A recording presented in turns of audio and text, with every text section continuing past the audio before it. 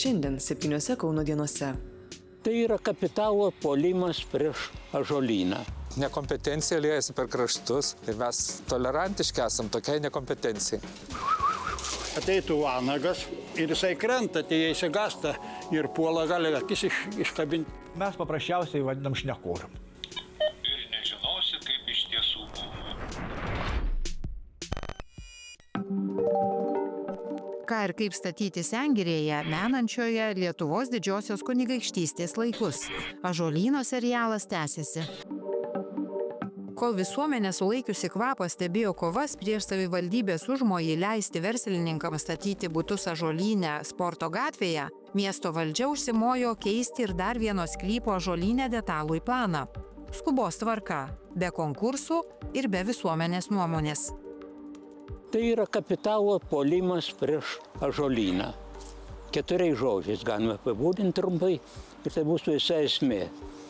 Visiškai nesižvelgiama į mūsų tikrasias vertybės, kas jau dabar pastaruoju metu iš viso yra visoje mūsų politikoje, pradeda vyrauti šitas principas. Demokratijos principai pažeidžiami.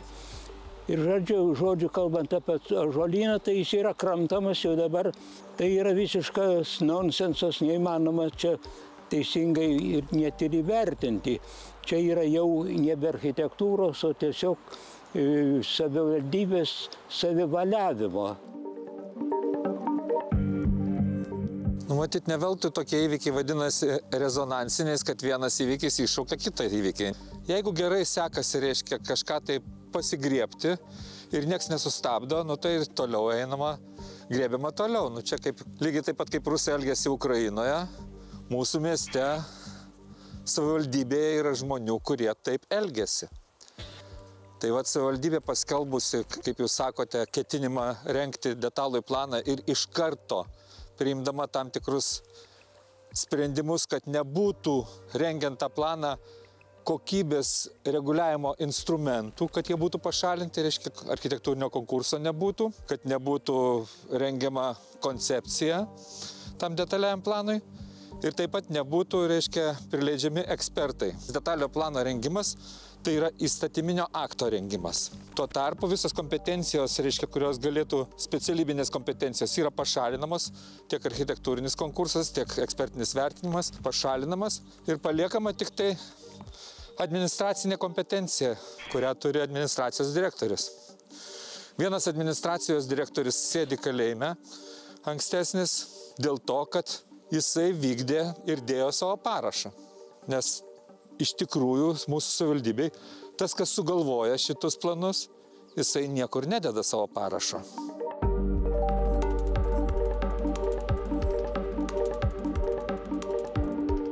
Mums reikėtų žinoti, ką jie iš tikro toj galvoj rezga.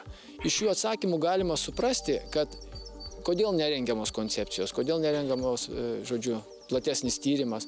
Todėl, kad jie tarsi šitoje vietoje nieko neketina daryti, išskyrus takelius vos ne įrengti. Kai kalbė apie infrastruktūrą, tai jūs turbūt suprantat, kad infrastruktūra yra tiek takeliai, tiek ir automobilių stovėjimo aikštelė 2000 vietų. Tai šiuo atveju aš kaip visada būčiau labai atsargus būčiau su Kauno miesto savivaldybė. Prieš 4 metus Kauno miesto savivaldybė buvo užsimojusi minėtą sklypą perimti visuomenės poreikiams ir jame įrengti 2000 vietų automobilių stovėjimo aikštelę. Tuomet buvo sakyta, kad tokio dydžio automobilių aikštelės reikia mamoms su vežimėliais ir senjorams. Tąkart miestiečiai per savaitę surinko beveik 10 000 parašų. Įsikišus Seimui, šiuos užmojus pavyko sustabdyti. Beveik 3,5 hektaro sklypas Vydūno alėjoje 4 nuosavybės teisė priklauso Lietuvos Respublikai. Jį valdo nacionalinė žemės tarnyba. Vis tik Kauno savivaldybė dėl sklypo bylinėjosi su jį valdžiusiais verslininkais ir bylą laimėjo. Dabar, kai mes turim, reiškia, miesto galvą, kurio pagrindinis verslas yra nekilnojamas turtas, mes matom tokį elgesį su to miesto nekilnojamo turtu. Pradedant to, kad, reiškia, investuojamos miesto lėšos ten, kur infrastruktūrą reikia paruošti tose teritorijose, kur yra jo asmeninis turtas. ir baigiant va tokiais neaiškiais, kur mes net nežinom, kur pradžia, kiek čia tų verslininkų čia įsitraukė, ar čia vien Matijošaičių šeimos, reiškia, verslas, ar daugiau kieno, mes iki šito nieko nežinome. Tarpukariu šioje Ąžuolyno dalyje buvo pastatyta didelė ekspozicinė oranžerija ir šiltnamiai miesto želdinimo ir Ąžuolyno lankytojų poreikiams. Atkūrus nepriklausomybę, čia ilgą laiką veikė medelynas. Kauno savivaldybės nenorą tartis dėl Ąžuolyno likimo visuomenė kritikuoja. Visų pirma, tai su visuomenė reikia tartis ir negalima į šitą unikalų parką prikaišiuoti statinių. Ir taip yra labai gražu čia visi sporto įrenginiai, bet ten bus gyvenamieji namai, dar kažkokie, mano manimu, čia per daug. Jeigu čia yra sporto bazė, sporto kompleksas ir teniso aikštynai galėjo pasilikti. Kažkada ten buvo net ledo ritulio aikštelė, aš prisimenu. Ir taip, kad nereikėtų, negi nėra kur gyventi Kaune. Visų pirma, Ąžuolynas tai yra visų ir reikia atsiklausti visuomenės nuomonės. Statybos, tai man atrodo, čia tikrai nereikalingos, nes jau taip čia daug labai išliejo tų takų, tokių asfalto labai daug pridėjo. Tai aišku, kad aš prieš statybas. Taigi čia gamtos kampelis miesto centre prieš. Užpernai Viešo intereso gynimo fondo dėka buvo sustabdyti masiniai miškų kirtimai Lietuvoje teritorijose Natura 2000. Šįkart minėtas fondas kovas dėl Ąžuolyno vientisumo išsaugojimo žada tęsti ir konstitucinėme ir jei prireiks Europos teisingumo teisme. Tai aš pateikiau labai išsamius motyvus dėl to, kodėl reikia atlikti ir studiją, išsame ir koncepciją parengti, ir architektūrinį konkursą rengti. Žodžiu, remdamasis teisėsniu reguliavimu, aš įtikinėjau, kodėl visą tai yra atlikti privaloma. Ne šiaip savo, bet privaloma ir netgi reikalinga nagrinėjimo atveju. Viešo intereso fondas priminė pareigą ir Lietuvos architektų rūmams, kurie pagal įstatymus galėtų ginti viešą interesą. Netgi pasiūlė neatlygintinai atstovauti teisme prieš daugiabučių statybas Ąžuolyne. Bet šio pasiūlymo architektų rūmai atsisakė. O dėl didžiulės automobilių aikštelės Ąžuolyne rūmų pirmininkas tikina stebinti situaciją ir pagrindo nerimauti kol kas nematantis. Algimantą Pliučą kalbiname telefonu. Reikia įsigilinti, kuri vieta konkrečiai, kuris sklypas, ar ten galima statyba, ar yra detalus planas ir visa kita.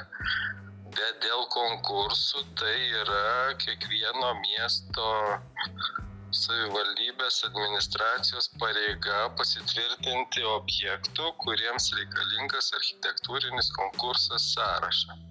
Mano žiniom, Kaunas liktai tokio nėra dar pasitvirtinęs. Situaciją Ąžuolyne atidžiai stebi ir kultūros paveldo departamentas. Direktorių kalbiname telefonu. Mano manimu, idealu būtų, jeigu atgimtų nors dalis tų senųjų oranžerijų, kurios buvo šitoj vietoj pastatytos ir ten atsirastų koks nors Kauno Žaliakalnio pažinimo centras, edukacijos ir kažkas tokio panašaus. Bet čia yra tik tai mūsų norai, o žinau, kad Kaunas turi tam tikrų intencijų susijusių su didesnių mašinų pastatymu arčiau Dariaus ir Girėno stadiono, nes 2000 vietų tai čia yra neįmanoma Kauno Ąžuolyne ir Kauno Žaliakalnyje surasti tokią vietą. Ar galite pažadėti, kad kultūros paveldo departamentas gins viešą interesą? Taip, pasakiau, kad taip. Teritorija įeina į Ąžuolyno objektų komplekso parką, saugoma teritorija nacionalinės svarbos. Taip pat turi istorinę raidą. Čia buvo oranžerija 15 metrų aukščio stiklinė 1930 metais pastatyta, kuri čia kioskų laikais, reiškia, su pažadais raštiškai įsipareigojimais, kad bus atstatyta nauja, nugriauta buvo senoji. Ir nauja, kaip matome, neatsirado. Bet ta vieta oranžerijos yra pripažinta įteisinta kaip vertingoji savybė, lygiai kaip ir sporto 3. Yra vertingųjų savybių, kurias reikia išlaikyti. Nors tai yra visi leidimai duodami, bet jie pažeidžia visus įmanomus Tai paminklosaugos principus, demokratijos principus, sakyčiau, tokia padėtis neturėtų būti paprasčiausiai. Mūsų visuomenė neturėtų iš tai žiūrėti abejingai ir laukti, kol mūsų vertybė, utopinės vertės vertybė, kuri yra vienintelė Europoje tokia vidury miesto esanti Sengirė, senasis parkas, senovėje nebejotinai buvusi šventė vieta, Šventgirė.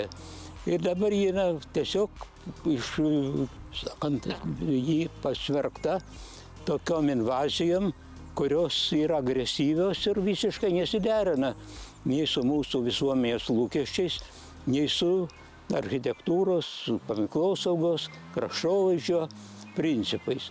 Čia yra mūsų ne vieno kokio architekto ar kokios organizacijos reikalas.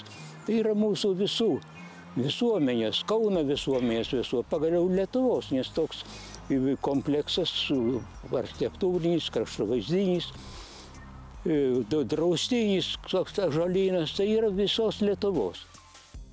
Žemės sklypas Vydūno alėjoje 4 patenka į programos Natura 2000 saugomą teritoriją ir yra įrašytas į nekilnojamųjų kultūros vertybių registrą, saugomas UNESCO.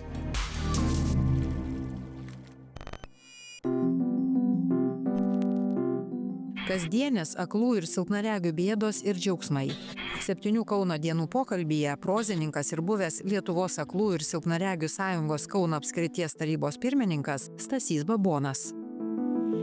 Pakalbėkime apie karo nuojautą. Kažkuris mažius pasiūlė žengti į karą. Vaikai vieningai nusprendė, eis kariauti. Jie kariauti nemoka.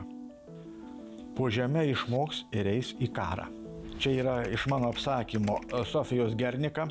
Tai pasakojimas apie karą ir apie viltį.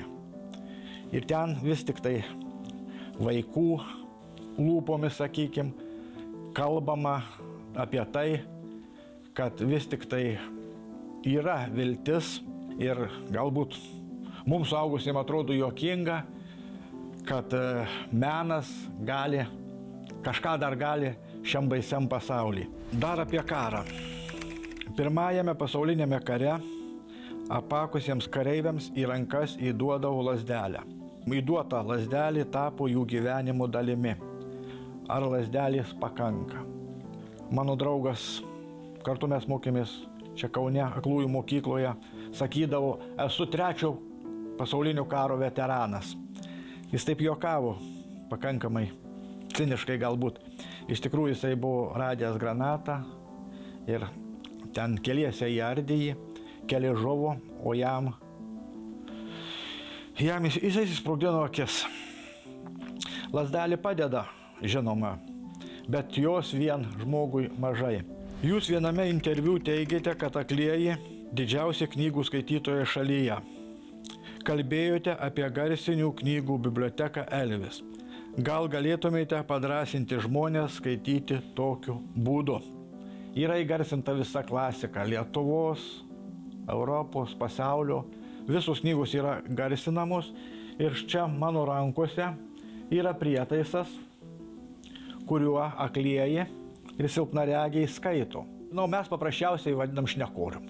Jis valdomas yra labai paprastai. Čia šiuo metu aš pademonstruosiu mano knygos įgarsintos, naujausios knygos Požeminės sankryža, vienos apysakos Laisvės karys tekstą. Ir nežinosi, kaip iš tiesų buvo. Širdis nori prie paslapties prisiglausti, trokšta išgirsti pakartojimą, pratesimą. Priešais Kauno pilį stovi žirgas. Kalba, kad jį atvedė Zigmas Katilius. Reikia liudyti tiesą, jis, Zigmas Katilius, tik užrašė tėvo Rapolo Katiliaus pasakojimus. Kas užrašyta, pildosi. O apysaka baigėsi prie Kauno pilies, tenai atjoja žirgas ir ant jo sėdi Romas Kalanta. Kaip nekeista, nežinau, ar menininkai turi nuojautą ar ką, bet, reiškia, tą apysaką aš parašiau dar prieš šitą skulptūrą pastatant. Patarkite, kaip elgtis sutikus silpną regį ar neregi. Gal iš per didelio noro padėti darome klaidų. Na, mūsų žmonės yra pakankamai savarankiški ir jie stengiasi, reiškia, kuo mažiau trukdyti kitą žmogų. Bet jeigu reikia mums pagalbos, mes esame irgi pakankamai drąsūs, prašome padėti. Na, čia tuo pačiu prie šito klausimo aš dar noriu tokią iškelti ir problemą, ir pasiūlymą, ir pakalbėti apie aklojo, silpnaregio, ypač aklojo kelionę miestų transportu. Kada aklasis įlipa į troleibusą ar autobusą, būtinai reikia pasižymėti bilietą. Tai įsivaizduokite, kaip nematančiam susirasti tą komposterį, kada dar žmonių yra daug ir taip toliau. Yra nuolatiniai bilietai, kuriuos mes įsigyjam, ir juos dar būtina pasižymėti. Jeigu aš, sakykime, silpnaregis arba kitas mano kolega visai nematantis turi nuolatinį bilietą, įlipo į viešąjį transportą, autobusą ar troleibusą, jisai galėtų važiuoti nepasižymėjęs. Tai jam tikrai būtų daug lengviau.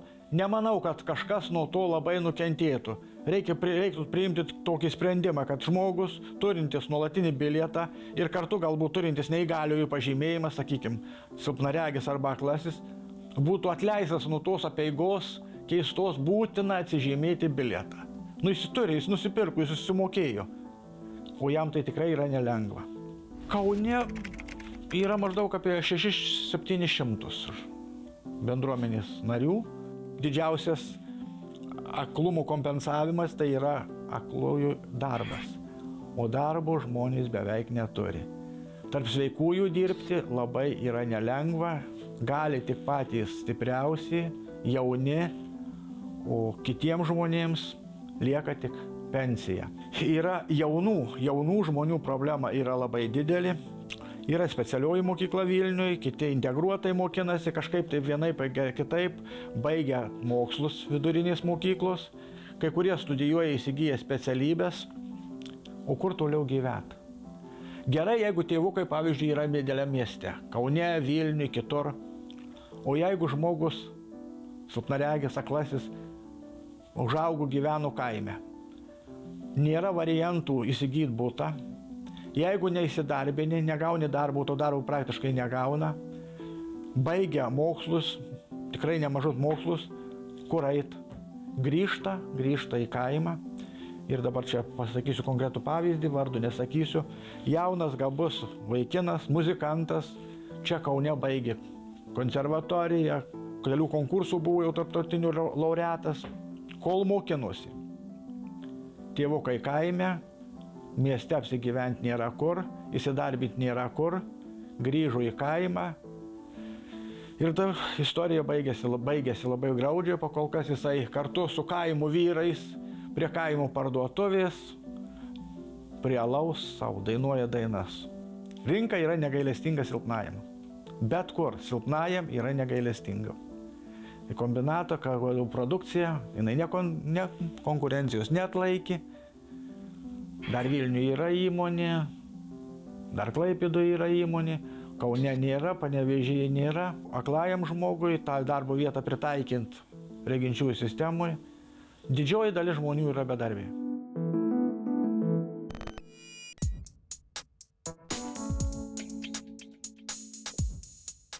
O dabar, kai visi kalba apie karą arba taiką, pakalbėkime apie balandžius ir balandininkus.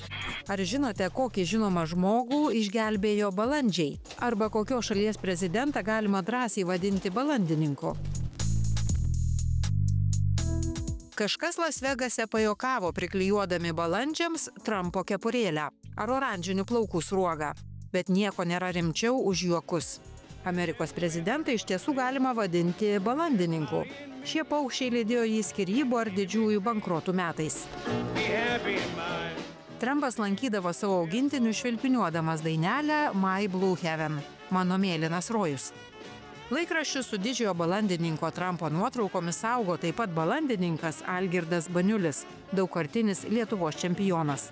76 metų kaunietis balandžiai susidomėjo būdamas vos 10, dar gyvendamas Šaukėnuose, Žemaitijoje. Buvom 4 broliai, tai 3 visi laikėm balandžius. O kiek tokių balandininkų Lietuvoje iš viso yra? Tai yra jų tūkstančiai. Mūsų dabar Lietuvoje maždaug sportinių balandininkų yra 100 maždaug, taip virš 100. Sviruoja čia kiekvienais metais vis kitaip. Čempionatuose iškovotų titulų ir taurių Algirdas sako seniai nebeskaičiuojantis. Sportinis balandys skretuokais turi trauką į namus. Anksčiau buvo pašto balandžiai. Leisdavo juos Smetonos laikais, jau karininkėje mūsų laikai. Praneždavo laiškus, iš fronto linijos ten kabindavo ant kojos, užsukdavo ir parneždavo tą laiškelį. Sakot, kad sovietmečiu buvo sunku auginti balandžius, kad bijodavo balandininkų sovietmečio valdžia. Negalėjo prasivežti iš užsienio. Į užsienį negalėjo išvažiuoti. Net į sotšalis. Bijojo, jie galvojo, kad čia kažkoks špionažas bus, žinias perduos kokias. Jie visko bijojo. Balandininkas veteranas pabrėžia savo sparnuočių nepardavinėjantis, nes jam tai ne verslas, o aistra. Komercija aš neužsiimu, aš tik tai, pas mane toks nusistatymas. Aš dovanuojas ir Angliją, ir Ukrainą, visur, ir lietuviam. Balandžio auginimas nepigus malonumas, kainuoja balandinės išlaikymas, technika, vaistai ar lesalai.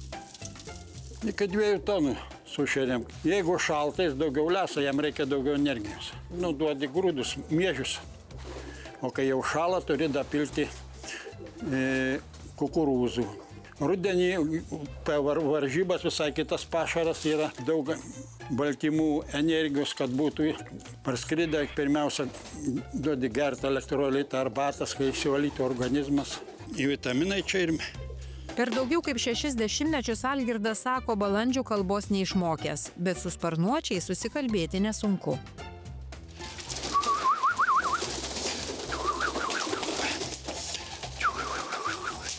Kuris geriausias skrenda, tas ir numylėtinis. Tas gražiausias tampa, kaip jisai tampa čempionu, jisai tai geriausiai atrodo. Daug metų buvau čempionu. Lietuvos? Jo. O praeitų metų mano geriausias skridikas. 11 varžybų dalyvavo. Iš Berlyno. 750 km. Pradedi varžybas nuo 170, antras etapas 270, trečias 370, paskui 570, paskui vėl 370, taip kartuojant galų Berlyną. Sakot, kad užsienyje net ir neteisėtom priemonėm bando daryti, kad jie laimėtų? Ne, tai dopinguoja. Dopinguoja tuos. To negalima daryti. Kaip visam pasaulyje tai priimta, kokios varžybos, jeigu tu dopinguoji. Lietuvoje sportiniai balandžiai paleidžiami tik šiltuoju metų laiku ir tik tada, kai giedra. Tik tai vasara, kai šiltas oras ir kai lietus negalima leisti, peršlampa. Galite nuskristi 100 km, kiek paskui sušlampa. Čia jie turi tokią pudrą ant plunksnų, tai ne tai persklanda. Jeigu ją išplautum, tai jisai greitai neskristų. Žiūri į sparną, koks jo sparnas, kokia akis, koks jo sudėjimas, vertina yra standartas klasė balandžiai, tai kaip kultūristus. Tie geriausia skrenda, kur tokie nėra išvaizdus. Matot, stresuoja, net įsižioju. Ateitų vanagas, atskrenda. Jisai žino maždaug, kur yra. Ir jisai krenta, tai jie įsigasta ir puola gali akis iškabinti viską.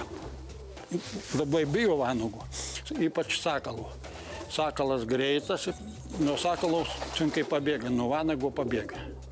Jis greitai išvystų ant trumpų atkarpų, tai iki 140 km greitis balandžio. O vidutiniškai taip skrenda 80 km į valandą.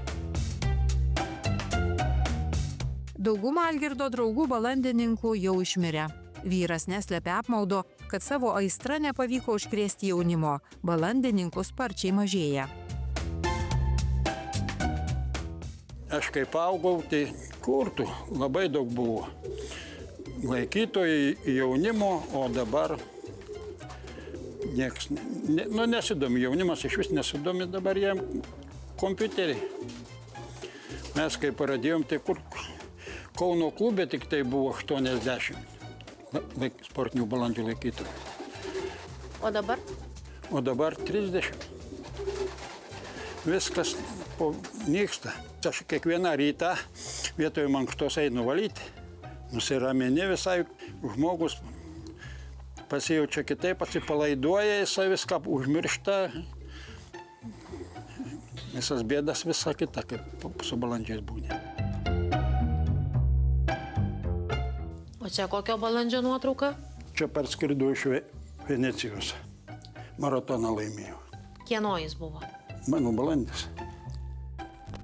Tarptautinėje bienalėje Venecijoje lietuvių menininkų urbonų projekte Vila Lituanika į dangų buvo paleisti daugiau nei 1000 balandžių. Beveik 100 lietuviškų balandžių iš Venecijos, apskridę pusę Europos, turėjo sugrįžti namo.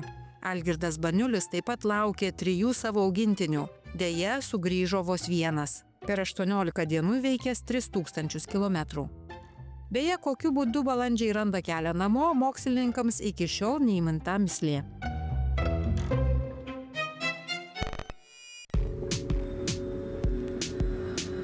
Šiandien tiek. Tiesiog likite su 7 Kauno dienomis. Laidos naujienas sekite 7 Kauno dienų ir LRT Facebook paskyrose.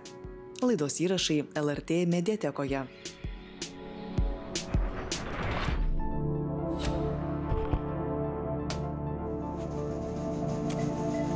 you